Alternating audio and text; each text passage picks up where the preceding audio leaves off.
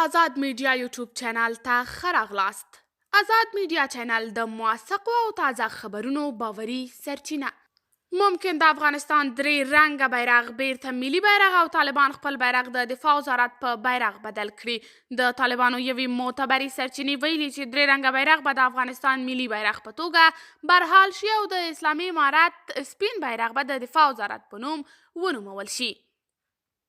د اسلامي امارت ویاند ښاغلي ذبیح الله مجاهد په خپله یوه مرکه کې د درې رنګه بیرغ په ملي بیرغ بدلولو امکان ښودلی. که څه هم د طالبانو ویاند ذبیح الله مجاهد د خبرو ټول جزئیات نه دي رسنیز شوي. په ورته وخت کې یوې سرچینې چې نه یې غوښتل نوم یې خپور شي تاندې پاڼې ته وویل چې زیات احتمال د دې دی چې د طالبانو سپین بیرغ د دفاع وزارت د بیرغ په توګه اعلان شي. سرچینو دا هم تایید کړی دی چې د طالبانو د ملا برادر ډله د لومړیو څخه د ملي بیرغ د ښکته کیدلو سره موافقه نه وه. ویل کېږي چې د جمهوري نظام تر سقوط وروسته د حقاني شبکې ډلې درې رنګه بیرغ په خپل سر او له مشورې پرته راښکته کړی دی.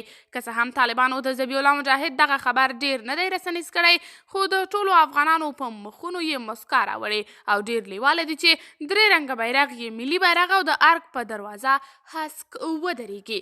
قدرمنو لیدونکو، تاسې د دې موضوع په تړاو څه نظر لرئ؟ خپل نظریات له موږ سره په کمنټ کې شریک، ویډیو لایک او چینل سبسکرایب کړئ.